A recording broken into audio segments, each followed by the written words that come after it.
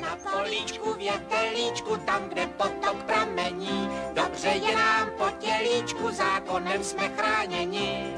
Sosáčkama sosáme, bez přestání to samé, do pěti, do pěti, do pěti, do pěti. Dobrý den, moc vás zdravím.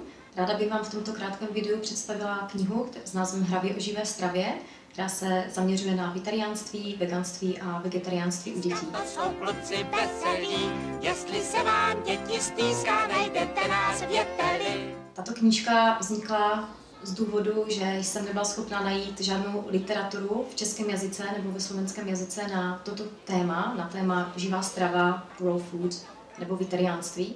Je nám po tělíčku, zákonem jsme chráněni.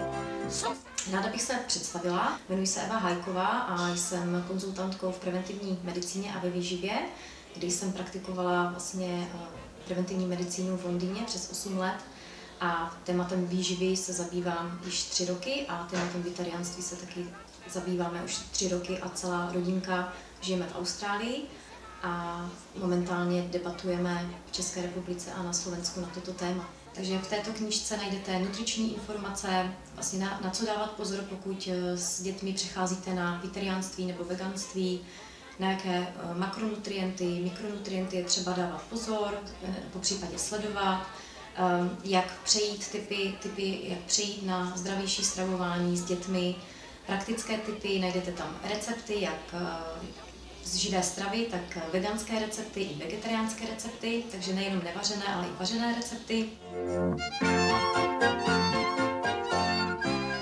Dále v ní najdete příklady jídelníčků dle věku dětí, najdete v ní potraviny a jaké potraviny jsou vhodné pro děti od určitého věku, to znamená pro miminka od 6 měsíců do 9 měsíců, 9 až 12 měsíců, 12 až 18 měsíců, spoustu informací, tipů a vlastně k tomuto tématu se vyjadřují i další odborníci, kteří se vegetariánstvím aktivně zabývají a dělali různé vědecké studie. Čmela, čiska, to jsou kluci veselí, jestli se vám děti stýská. Takže tato knížka je již hotová a jenom čeká na to, abyste ji podpořili a budu moc vděčná, když mi pomůžete vlastně ten projekt dokončit a mít vlastně v ruce už fyzickou knihu. Tak moc děkuju a prosím šerujte s dalšími přáteli anebo svými známými, o kterých víte, že třeba by o tuto knihu měli zájem. Budu moc vděčná, děkuji.